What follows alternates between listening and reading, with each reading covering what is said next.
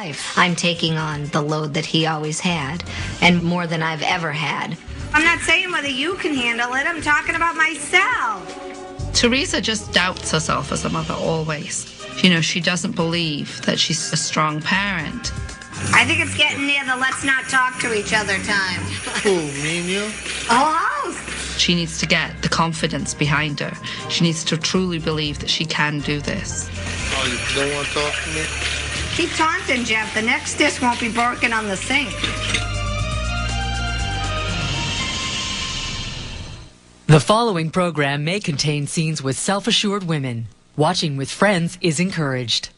This viewer advisory is brought to you by Kellogg's Special K Vanilla Almond Cereal. Feeling good never looked better. You are watching Slice. Daddy gotta go to work. Come on, come put your shoe on. After a tense night, today is the big day. Dad's first day at work. I gotta go. Gotta get ready. I really hope that Teresa is confident enough to take care of these kids all by herself. Jeff, are you almost ready? It's still a scary one for me. I don't know if I can handle this job 7 days a week. We'll see. She have to stand on her own 2 feet, and, I won't be there to dig her out. So, just keeping my fingers crossed. No sooner is Dad out the door than the kids start testing Mum. Oh, no. Now, hey! The kids started jumping from the higher bed to the lower mattress, No jumping. which was giving me a coronary. What did Mommy say? Look at Mommy. I said don't jump. The boys did not listen when they were told to stop. Don't jump. Because Teresa has no idea how to be firm with her kids, I must step in and show her straight away. You need to start listening to Mommy. And Nanny Deb explained the 3 strikes rule. The next person who doesn't listen is going to end up sitting in the timeout chair. You warn them, you tell them they're going to get the timeout, and then they get the timeout. All right, now, what do you think is going to happen now? Timeout.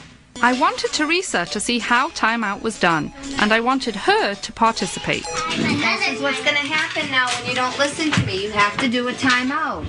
Kobe was scooting the chair closer to Teresa and laying his head in her lap, and she was stroking his head. Oh, timeout doesn't mean hugging Mommy. Timeout is over here, where Mommy put you. No touching Mommy in timeout. There are times that it's very hard for me to keep a straight face. Kobe, smart as he is, figured, well, if I take the chair with me, I'm technically still in the timeout chair. Technically. You cannot jump. 2 minutes. 2 minutes. Kobe's going to come out of timeout because his time is up. That 3rd day started to really feel like nanny boot camp. So it was a lot for me to be working on. Are you going to listen when I tell you don't jump? No.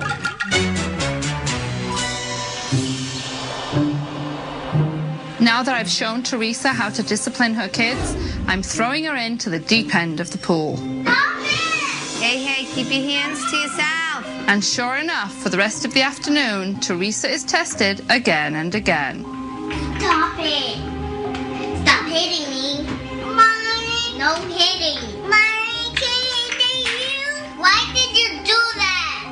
He just hit me, then I dropped the chalk. Look, Colby's giving it back to you. Kaden, stop it. Being in the house alone with the kids all day is much harder than I expected.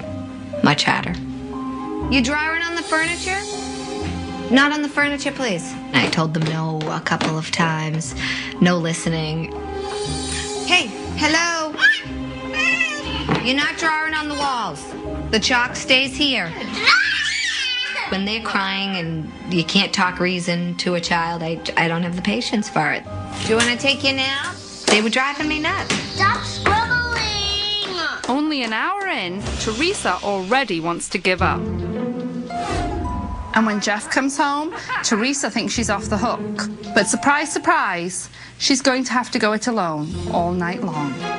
And Mum's next challenge is taking the twins to the potty before bed, which has been Jeff's job till now. Potty training drives me out of my mind. Do you need to pee? Instead of asking them if they needed to go to the bathroom, she should tell them that it was time to go. Y'all done? Unfortunately, when Kobe cries for his father, Teresa just gives up. Nanny let me know that it would be me taking on the bedtime because it's normally Jeff. Everybody in bed. I need Jeff to step back and to allow Teresa to find her feet so she knows that she's capable of doing this. Okay, We started the process. We shut the doors. let's see how long this takes tonight.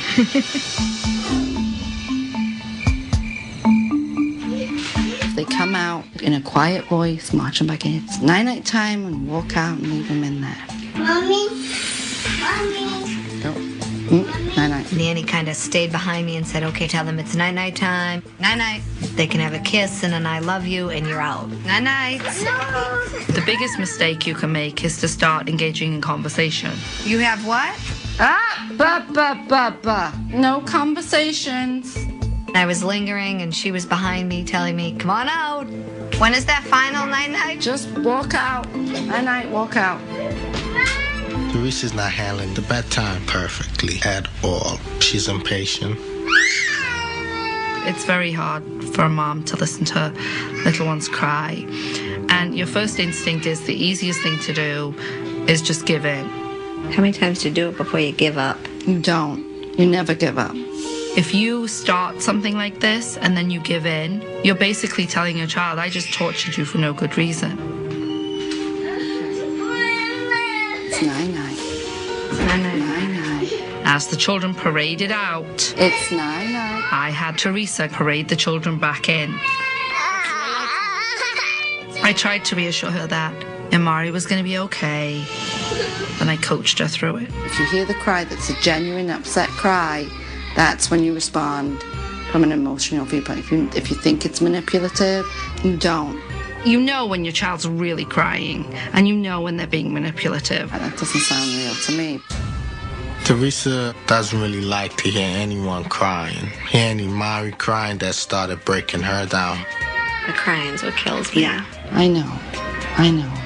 Amari's a tough one for me. I don't let her cry. And what I wanted to do was just bring her out of that room and hold her till she fell asleep. If you keep going in there, it's not going to work.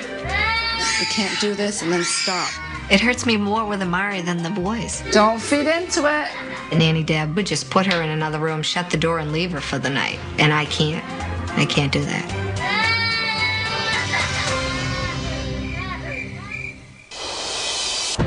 Having failed yesterday, it's obvious I'm going to have to be even tougher on Teresa today. Hey, Kobe George. We don't play without toothbrushes. Are you brushing? My biggest challenge this week is to stop her from giving up on herself and on her children. Hey, and we don't leave the bathroom with the toothbrushes. Not funny. So when Caden leaves the bathroom with his toothbrush and Mum tries to put him in timeout, I have to step in yet again. Come to my house. Sit. That doesn't mean take the chair with you where you want to go. She put him in the chair. He got up from the chair. Go back there. Excuse me. I had to coach her how to get him back in the chair. Mommy's going to put you in your chair. Why he's going in timeout. I didn't want to do what she was asking me to. She was behind me, pushing all of the stuff that I should have been doing, and what I wanted to do was turn the TV on and me relax. I had had enough.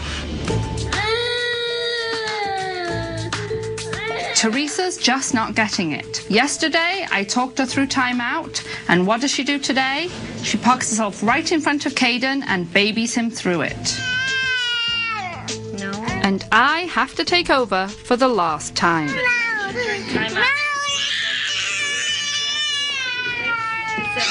Mommy has to sit further away. I'm tapped out. I've had enough. I can't listen to them cry anymore, and I want to pick up the phone to call Jeff.